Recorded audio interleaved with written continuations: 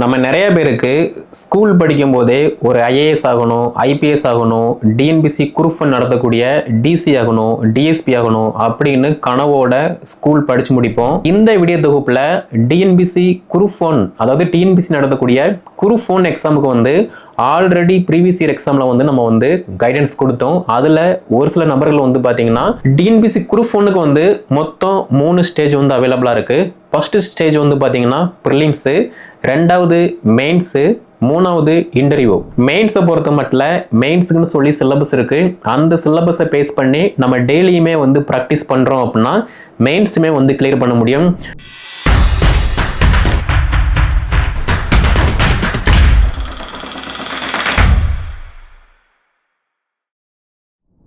நம்ம நிறைய பேருக்கு ஸ்கூல் படிக்கும் போதே ஒரு ஐஏஎஸ் ஆகணும், ஐபிஎஸ் ஆகணும், டிஎன்பிசி குரூப் ஒன் நடத்தக்கூடிய டிசி ஆகணும், டிஎஸ்பி ஆகணும் அப்படின்னு கனவோட ஸ்கூல் படிச்சு முடிப்போம்.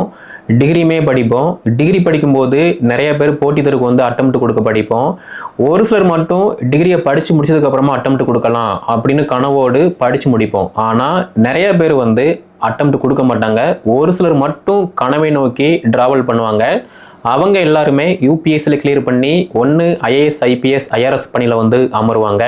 அப்படி இல்லை அப்படின்னா தடுக்கி விழுந்தாங்க, அதாவது யூபிஎஸ்சிக்கு அட்டெம்ப்ட் கொடுப்பாங்க, அதில் தடுக்கி விழுந்தாங்க அப்படின்னா டிஎன்பிசி குரூப் ஒன்னில் பாஸ் பண்ணி டிசியாவோ டிஎஸ்பியாவோ வந்து பணியில் அமருவாங்க. ஸோ இந்த வீடியோ தொகுப்பில் டிஎன்பிசி குரூப் ஒன், அதாவது டிஎன்பிசி நடத்தக்கூடிய குரூப் ஒன் எக்ஸாமுக்கு வந்து ஆல்ரெடி ப்ரீவியஸ் இயர் எக்ஸாமில் வந்து நம்ம வந்து கைடன்ஸ் கொடுத்தோம். அதில் ஒரு சில நபர்கள் வந்து பார்த்தீங்கன்னா ப்ரிலிம்ஸ் வந்து கிளியர் பண்ணிட்டு இப்போ மெயின்ஸ்க்கு வந்து ரெடி ஆகிட்டு இருக்காங்க. அப்படி பார்க்கும்போது நெக்ஸ்ட் இயர் 2026 குரூப் ஒன் வந்து நோட்டிஃபிகேஷன் வந்து பப்ளிஷ் பண்ணுவாங்க. அந்த எக்ஸாமுக்கு இப்போ இருந்தே நம்ம வந்து கைடன்ஸ் கொடுக்க போகிறோம். ஸோ நீங்கள் ஏதாவது ஒரு டிகிரி படிச்சிருக்கீங்க, ரெகுலரோ இர்ரெகுலரோ படிக்கீங்க அப்படின்னா இந்த எக்ஸாமுக்கு நீங்கள் அட்டெம்ப்ட் கொடுக்கலாம். ஸோ எல்லாருமே நம்ம போகிற பாதையில் நம்மளும் போகிறோம் அப்படின்னா எந்த விதமான ஒரு இதுவுமே இருக்காது. ஆனால் நம்ம ஒரு டிசி ஆகிட்டோம், டிஎஸ்பி ஆகிட்டோம் அப்படின்னா நம்ம நிறைய பேரோட வாழ்க்கை முறையை வந்து மாற்றி அமைக்க முடியும். நம்ம போடக்கூடிய ஒவ்வொரு கையெழுத்துமே வந்து பார்த்திங்கன்னா ஒரு வாழ்க்கையை வந்து கொடுக்கக்கூடியதாக இருக்கும். அப்படி பார்க்கும்போது டிஎன்பிசி குரூப் ஒன்னுக்கு வந்து ஏதாவது ஒரு டிகிரி வந்து எலிஜிபிள். அது டிஸ்டன்ஸோ ரெகுலரோ இர்ரெகுலரோ அப்படி இருக்கும்போது நீங்கள் அரியர் இல்லாமல் படித்து முடிச்சிருக்கீங்க அப்படின்னா இந்த எக்ஸாமுக்கு வந்து தாராளமாக அட்டெம்ப்ட் கொடுக்கலாம். இப்போ ரீசெண்டாக நடந்து முடிஞ்ச குரூப் 4 எக்ஸாமில் ஒரு சில வினாக்கள் வந்து சிலபஸை தாண்டி இருக்குது, ரொம்ப டஃப்பாக இருக்குது, டிஃபிகல்ட்டாக இருக்குது அப்படிங்கிற மாதிரிலாம் வந்து ஒரு ஸ்டேட்மெண்ட் இருக்குது. பட் இருந்தாலுமே காலத்துக்கு தகுந்த மாதிரி நம்ம மாறணும், அடாப்ட் ஆகணும். அப்படி இருக்கும்போது மட்டும்தான் ஈஸியாக வந்து நம்ம சக்ஸஸ் ஆக முடியும். ஒரு காலகட்டத்தில் கொஸ்டினை பார்த்த உடனே வந்து டக்குன்னு ஆன்சர் பண்ண முடியும். பட் இப்போ உள்ள போட்டித் தேர்வில் ஒரு கொஸ்டினை பார்க்கும் அப்படின்னா இந்த கொஸ்டினுக்கு இதுதான் ஆன்சரா அப்படின்னு நிறுத்தி நிதானமாக அந்த 3 ஹவரில் ஒவ்வொரு வினாக்களையுமே வந்து ப்ரெசன்ட் ஆஃப் மைண்டில் யாரெல்லாம் யூஸ் பண்ணுறாங்களோ அவங்க மட்டும்தான் வந்து சக்ஸஸாக வந்து பாஸ் பண்ணுறாங்க. நிறைய பேர் எக்ஸாமுக்கு படிக்காமல் இந்த எக்ஸாமில் இருந்து மீண்டு வர முடியலை அப்படின்னு சொல்லி புலம்பிகிட்டு இருக்காங்க, படிக்காமல் இருக்காங்க. ஒரு சிலர் வந்து பார்த்தீங்க அப்படின்னா இந்த எக்ஸாம்னா இப்படி தான் இருக்கும், பட் நான் இன்னும் படிக்கணும், இன்னும் நான் டெவலப் ஆகணும்னு சொல்லி நிறைய பேர் வந்து படிச்சுட்டு இருக்காங்க. இப்போ படிக்காமல் புலம்புறவங்க வந்து பார்த்தீங்கன்னா பாஸ் பண்ண முடியாது. பட் என்னதான் ஆனாலுமே நான் படிப்பேன், என்னோட ஸ்கில் அண்ட் நாலேஜை வந்து க்ரோத் பண்ணுவேன் அப்படின்னு சொல்கிறவங்க எல்லாருமே வந்து பாஸ் பண்ண முடியும். ஸோ டிஎன்பிசி குரூப் ஒன்னுக்கு வந்து மொத்தம் 3 ஸ்டேஜ் வந்து அவைலபிளாக இருக்குது. ஃபர்ஸ்ட் ஸ்டேஜ் வந்து பார்த்தீங்கன்னா ப்ரிலிம்ஸு, ரெண்டாவது மெயின்ஸு, மூணாவது இன்டர்வியூ. ஸோ இந்த இன்டர்வியூவில் வந்து நம்ம பைசா கொடுக்கணும் அப்படிங்கிற மாதிரிலாம் ஒரு சில கட்டுக்கதை இருக்குது. இது வந்து கட்டுக்கதை மட்டும்தான். ஓகே, நீங்கள் ப்ரிலிம்ஸை பொறுத்த மட்டும் ப்ரிலிம்ஸ் வந்து ஒரு ஆப்ஜெக்டிவ் டைப் கொஸ்டின் தான். ஒரு கொஸ்டின் 4 ஆப்ஷன் இருக்கும். அந்த கொஸ்டினுக்கு எது கரெக்டான ஆன்சரோ அதை நம்ம OMR சீட்டில் செட் பண்ணும்போது ஈஸியாக ப்ரிலிம்ஸை வந்து கிளியர் பண்ண முடியும். மெயின்ஸை பொறுத்த மட்டும் டிஸ்கிரிப்டிவ் டைப்பு, நம்ம ஸ்கூல் டைமில் காலேஜ் டைமில் 5 மார்க்கு 8 மார்க்கு இந்த மாதிரிலாம் வந்து நம்ம கொடுத்துருப்போம், டெஸ்ட்டு வந்து எழுதியிருப்போம். ஸோ அதே பேட்டர்ன் தான் வந்து மெயின்ஸில் வந்து நம்ம ஹேண்டில் பண்ணுற மாதிரி இருக்கும். ஸோ மெயின்ஸை பொறுத்த மட்டும் யாரெல்லாம் வந்து கரண்ட் சிச்சுவேஷனில் நல்லா அப்டேட்டாக இருக்காங்களோ, அது மட்டும் இல்லாமல் நம்ம மேபி நீங்கள் ஒரு டிசி ஆகிட்டீங்க, டிஎஸ்பி ஆகிட்டீங்க அப்படின்னா உங்களுடைய வேலை எல்லாமே வந்து ஃபைலை செக் பண்ணுற மாதிரி இருக்கும், சைன் போடுற மாதிரி இருக்கும், அவ்வளவுதான். மற்றபடி வேற எந்த விதமான ஒரு வேலையுமே இருக்காது.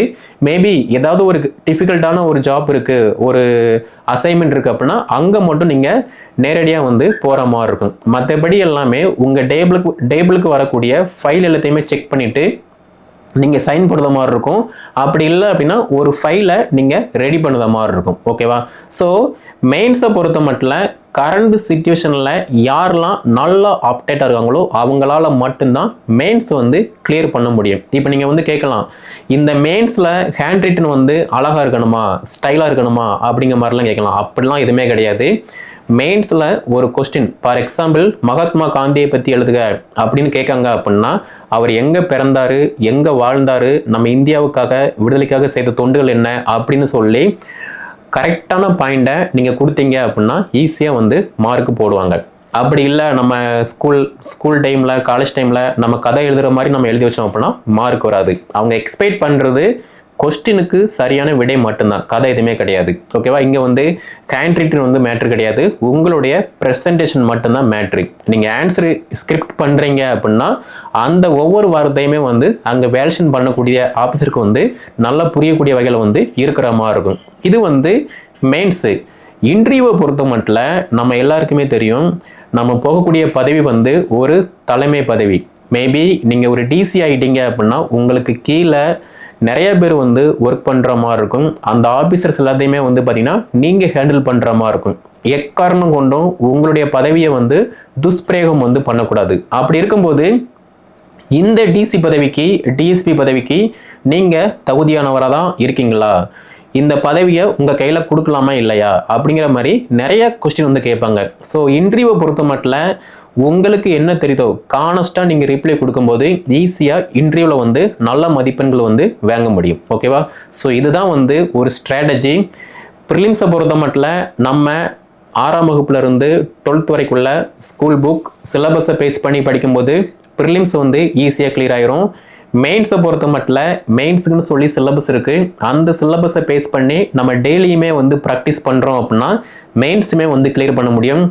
இன்டர்வியூவை பொறுத்த மட்டும் ப்ரிலிம்ஸு மெயின்ஸு இது படிக்கும்போதே டெய்லியுமே நம்ம ஒரு news paper, for example Hindu Tamil Dinamani news paper நம்ம ரீட் பண்ணுறோம். நம்ம இந்தியாவில் நம்ம தமிழ்நாட்டில் என்னென்ன ப்ராப்ளம் நடந்துகிட்டு இருக்கு, என்னென்ன திட்டங்கள் கொண்டு வராங்க, என்ன பர்பஸ்க்காக கொண்டு வராங்க, அந்த பேப்பரை ரீட் பண்ணும்போது இந்த இடத்துல நம்ம சப்கலெக்டராக இருந்தோம்னா இந்த ப்ராப்ளத்தை நம்ம எப்படி ஃபேஸ் பண்ணுவோம், நம்ம டிஎஸ்பி ஆகிட்டோம் அப்படின்னா இந்த இடத்துல பொதுமக்களை வந்து எப்படி ஹேண்டில் பண்ணுவோம், இந்த பந்தோஸ்துக்கு வந்து நம்ம எப்படி பாதுகாப்பு கொடுப்போம் அப்படிங்கிற மாதிரி நீங்கள் ப்ராக்டிக்கலாக திங்க் பண்ணும் போதும் படிக்கும் போதும் ஈஸியாக ப்ரிலிம்ஸ் மெயின்ஸ் இன்டர்வியூ வந்து கிளியர் பண்ண முடியும். ஸோ ஆல்ரெடி நம்முடைய அகாடமியில் படித்து ப்ரிலிம்ஸ் கிளியர் பண்ண எல்லாருமே வந்து பார்த்திங்கன்னா மெயின்ஸ்க்கு வந்து ரெடி ஆகிட்டு இருக்காங்க. அடுத்து வரக்கூடிய குரூப் 1 எக்ஸாமுக்கு இப்போ இருந்தே ரெடி ஆகக்கூடிய மாணவ மாணவிகள் நம்ம அகாடமியில் ஜாயின் பண்ணி ப்ரிலிம்ஸ் இன்டர்வியூ மெயின்ஸு இந்த 3மே வந்து தாராளமாக வந்து கைடன்ஸ் வாங்கிக்கலாம். ஸோ கீழே டிஸ்கிரிப்ஷனில் வாட்ஸ்அப் நம்பர், கான்டாக்ட் நம்பர் கொடுத்துருக்கேன். அதை கான்டாக்ட் பண்ணி ரிஜிஸ்டர் பண்ணுறீங்க அப்படின்னா ஃபர்தராக உங்களுக்கு உண்டான சிலபஸ், டெஸ்ட் ஷெடியூல், மெயின்ஸுக்கான அப்டேட்டு, இன்டர்வியூக்கான கொஸ்டின்ஸ் எல்லாமே அப்டேட் ஆகும். அதையுமே நீங்கள் வந்து ஃபாலோ பண்ணுற மாதிரி இருக்கும். படிக்கும் போதே நான் டிசி ஆக போகிறேன், டிஎஸ்பி ஆக போகிறேன், சப் ரிஜிஸ்டர் ஆக போகிறேன், கோஆப்ரேட்டிவ் ஆஃபீஸர் ஆக போகிறேன், கமர்ஷியல் டேக்ஸ் ஆஃபீஸர் ஆக போகிறேன் அப்படின்னு கனவோடு படிக்கும்போதும் ப்ராக்டிக்கலாக படிக்கும்போது மட்டும்தான் ஈஸியாக சக்ஸஸ்ஃபுல்லாக வந்து பாஸ் பண்ண முடியும். ஓகே, ஸோ வேறு ஏதாவது டவுட் அப்படின்னா கீழே கமெண்ட்டில் லீவ் பண்ணுங்கள். டிஎன்பிசி குரூப் 1க்கு நீங்கள் தாராளமாக அட்டெம்ப்ட் கொடுங்க. ஏன்னா 10ல் 11 குரூப் 4ல் முட்டி மோதி நிற்கிறத விட குரூப் 1ல் நீங்கள் அட்டெம்ப்ட் கொடுத்தீங்க அப்படின்னா ஈஸியாக நீங்களுமே வந்து ஒரு டிசியாவோ டிஎஸ்பியாவோ வந்து பணியில் அமர முடியும். ஓகே, ஸோ வேறு ஏதாவது டவுட்னா கீழே கமெண்ட்டில் லீவ் பண்ணுங்கள். இனிமேல் வரக்கூடிய நாட்கள் எல்லாத்துலேயுமே வந்து மெயின்ஸுக்கான அப்டேட்டு, குரூப் 1ல் இன்டர்வியூக்கான அப்டேட்டு, ப்ரிலிம்ஸ்க்கான அப்டேட் எல்லாமே நம்முடைய சேனலில் வந்து தொடர்ந்து பார்க்கலாம். ஸோ மேலும் தகவல் பெற சப்ஸ்கிரைப் பண்ணுங்கள்.